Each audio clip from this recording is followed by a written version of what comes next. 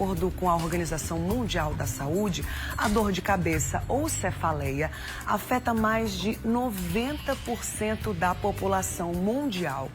E quando a dor deixa de ser pontual e se repete com frequência, aí é preciso redobrar a atenção. Por exemplo, a enxaqueca é diferente de uma dor de cabeça considerada comum. Mas essas duas aí podem causar confusão na hora do diagnóstico, né? Vamos entender melhor esse assunto? Agora, no quadro Só Saúde. Só Saúde, oferecimento. Laboratório Análises, agora também na Rui Carneiro. Então, muito bem, aqui no estúdio, para a gente conversar sobre esse assunto, eu recebo a doutora Suênia Timóteo, que é neurologista. Bom dia, doutora, seja bem-vinda, viu? Bom dia a todos. Você que está aí em casa, tem dor de cabeça? Com frequência? Com que intensidade, hein? 90% da população mundial é atingida pelas dores de cabeça. Então, se você tem dúvida, manda aí sua mensagem pra gente. Nosso WhatsApp tá na tela, é o 991050400.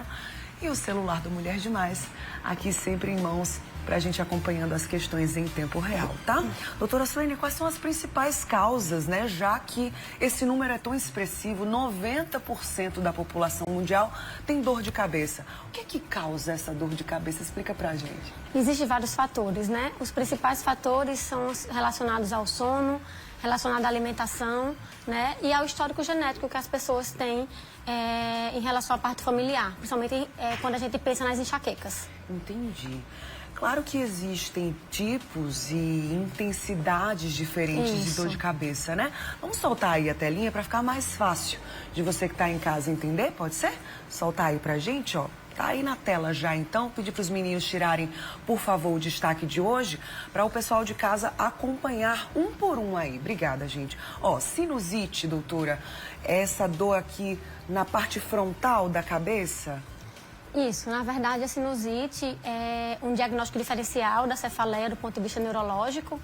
É uma queixa muito comum nos dias de hoje, principalmente em pessoas que têm sintomas respiratórios de rinite, por exemplo, né? Pessoas alérgicas, tá? E aí, quando a gente tem essa cefaleia frontal e que pega aqui nessa região das bochechas do maxilar, faz com que a gente pense realmente em sinusite e ela é muito confundida com a enxaqueca. Entendi. Vamos passar para a próxima, ó. A dor de cabeça tensional. O que é que diferencia aí também? Quais são os sintomas? A dor de cabeça tensional, ela está muito associada ao estresse, certo? Então, as pessoas que têm ansiedade, que estão passando por problemas, que têm uma tendência maior, né, a somatizar, né, os problemas acabam evoluindo com esse tipo de cefaleia. E, em geral, ela acomete essa região frontal e também os músculos aqui em região de trapézio. Geralmente, essas pessoas têm essa musculatura bem tensa. Essa é a considerada mais comum, doutora, ou não? Não. A mais comum é a enxaqueca de todas, é a enxaqueca. Né? Que é o que a gente vai falar agora. É justamente a próxima aí, ó. A terceira do canto esquerdo para o direito da tela. Ela atinge somente um dos lados da cabeça, é isso, doutora? Não. Na verdade, a enxaqueca ela pode se acometer de várias formas, né? Ela pode ser unilateral e ela pode ser o que a gente chama de holocraniana, que significa em toda a cabeça, tá? E aí ela pode ter tanto sintomas bilaterais como sintomas unilaterais. Muitas vezes ela é pulsátil, então ela vai batendo, né? A gente tem a sensação de batida na cabeça ou agulhadas. E o local mais comum de se apresentar é nas regiões temporais, seja de um lado, seja dos dois lados. Uma vez eu já ouvi dizer que a enxaqueca atinge mais as mulheres do que os homens. Isso é verdade? Sim, isso é verdade. Por que motivo? Por que a gente sofre mais? Pela parte hormonal mesmo, né? Somente devido a mudança hormonal mensal, menstrual das mulheres. Muitas enxaquecas está associada ao período menstrual. Entendi. Ficou faltando mais uma? Vamos soltar aí a telinha. Ensalvas. É até um nome mais incomum, digamos assim, né, doutora? Que tipo de dor de cabeça é essa? Então, essa dor de cabeça é uma dor de cabeça considerada bem grave. A gente chama que é uma dor de cabeça lancinante, é uma dor muito forte, que também, em geral, acontece em pontadas. Unilateral, muitas vezes tem lacrimejamento associado ou até sudorese, que fica suando, né? Essa região aí do rosto que está associado a essa dor. E aí, de fato, em geral, ela é sim sempre unilateral. Acho difícil a gente encontrar uma pessoa que nunca tenha tido uma dor de cabeça, por mais fraquinha que seja, Isso. né? A partir de que momento é necessário mesmo se preocupar, redobrar os cuidados, fazer aí uma bateria de exames para saber se o organismo está funcionando bem? Qual é o ponto aí, doutora, o sinal de alerta? Então, o principal sinal de alerta para as cefaleias é quando a cefaleia é muito aguda, tá? Então, se você tem uma cefaleia aguda que começou em poucos segundos, ela deu uma dor insuportável, a pior dor que você sentiu na vida, você precisa correr para uma emergência, porque a chance de você estar sofrendo um aneurisma, né, alguma lesão vascular, cerebral e uma hemorragia cerebral é importante. Ou quando aquela pessoa que tem uma enxaqueca, e essa enxaqueca está ficando cada vez mais progressiva, cada vez mais intensa, piorando tanto no tempo, quanto na duração, quanto na intensidade. A gente também precisa procurar uma consulta neurológica para investigar algumas causas, por exemplo, de tumores. Ou aquela pessoa que nunca teve dor de cabeça na vida e aí na sua fase adulta, por exemplo, ela passa a ter essa dor que é sempre mais progressiva. Então, a gente precisa ficar de olho em qualquer cefaleia muito aguda, né, de forma muito intensa, ou que ela vai piorando no decorrer do tempo, tanto em intensidade, quanto em frequência, quanto em duração. A gente já está recebendo aqui algumas perguntas no WhatsApp do Mulher Demais, e um relato muito sério, eu não vou nem identificar essa nossa telespectadora, que ela disse que tem dor de cabeça 24 horas por dia, toma remédio todos os dias, e ela disse que quando era criança apanhava muito na cabeça. O pai dela batia muito na cabeça dela e ela quer saber se isso pode ser alguma sequela dessa agressão, doutora. Pode ser?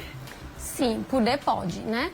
Muitas vezes quando tem essa história emocional, né, na família, de agressões, a gente precisa, lógico, avaliar se não é nenhuma cefaleia somática do tipo tensional, por traumas, né, associado à sua vida.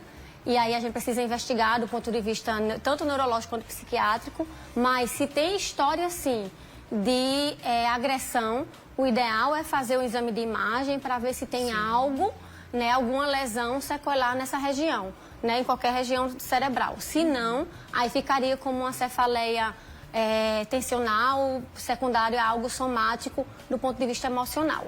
Sinto muito, viu, pelo que você passou aí na infância e carregando também esse trauma e essas consequências até hoje. Buscar ajuda é fundamental nessa situação, né, doutora? Aí nessa questão multidisciplinar, inclusive, né? Procurar fazer exames, entendendo, investigando mesmo o que está acontecendo.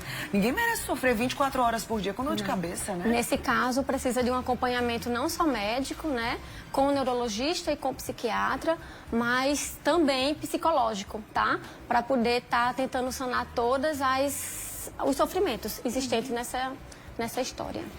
Mais uma dúvida aqui da nossa telespectadora Patrícia da Torre, obrigada pela sua participação. Ela disse que também sente muita dor de cabeça, sim. Citou até o nome de um remédio bem comum, ela toma em comprimido, disse que essa dor de cabeça passa, mas depois logo volta também. Legal essa pergunta aqui, até pra gente ampliar. Muita gente usa dessa automedicação, né, doutora? Acaba não resolvendo o problema e sempre voltando, né? O que é que você indica? Então, de fato, a automedicação é uma coisa muito perigosa e, infelizmente, aqui no Brasil a gente tem isso de forma bem frequente, né? Existe uma medicação muito utilizada que as pessoas usam com frequência, que é o paracetamol e a dipirona, né? As pessoas geralmente não têm receio de usar. E nós temos um tipo de cefaleia que a gente classifica como cefaleia por uso excessivo, por uso abusivo de analgésico, tá? E geralmente o corpo ele passa a se ficar necessitado, é como se fosse um vício. Entendi. E aí quando você deixa de utilizar aquela medicação, o corpo quer pedir mais e para pedir mais ele desencadeia a dor. E em geral a conduta, quando tem uma história de uso abusivo de analgésico, a conduta médica é proibir o uso de analgesia tipo um desses desmame tipos mesmo. de analgésicos, como dipirona e paracetamol, por exemplo, para evitar que isso aconteça. E na maioria das vezes, quando a gente suspende o uso dessas duas medicações, essa cefaleia, essa dor de cabeça, ela cessa. Que interessante, viu? Então, preste atenção aí, você que faz uso de medicamento achando que é tranquilo, vai passar sua dor de cabeça, pode estar agravando ainda a situação, exatamente, né? Nossa telespectadora Osivânia, obrigada também pela participação, pergunta se ter muita dor de cabeça no período menstrual, se isso é normal. Sim, como a gente acabou de conversar, é uma coisa comum nas mulheres, né? A alteração hormonal durante a menstruação faz com que mude, né, os hormônios a nível de cerebrais. Isso faz com que ocorra de forma mais comum as cefaleias, principalmente do tipo enxaquecosas, que é aquela que fica batendo ali, né, com pontadas na cabeça. Mais uma dúvida agora do nosso telespectador. Você vê, né, que é um assunto extremamente comum e que gera muitas dúvidas mesmo, cada pessoa com sua realidade. Ele pergunta assim, eu tenho dor de cabeça atrás dos olhos, geralmente do lado esquerdo. O que é que pode ser? Então, essa dor de cabeça atrás dos olhos, em geral, pode acontecer tanto na enxaqueca, na migrânia comum, né, ou na migrânia com aura, que é quando a gente tem alguns sintomas visuais associados, ou também na cefaleia em salvas. E aí depende de como é essa intensidade e como é essa característica dessa dor dele, é que a gente vai poder fazer a diferenciação entre esses dois tipos diferentes de cefaleia. Daqui a pouquinho a gente volta a falar sobre esse assunto. Doutora Suênia vai continuar com a gente. Vai mandando aí sua mensagem no nosso WhatsApp, o 991050400. Aproveita a oportunidade que tem especialista aqui na nossa casa. Então aproveita aí para tirar suas dúvidas também. Eu volto já já, viu, doutora? O assunto tá rendendo. E a gente segue falando em saúde.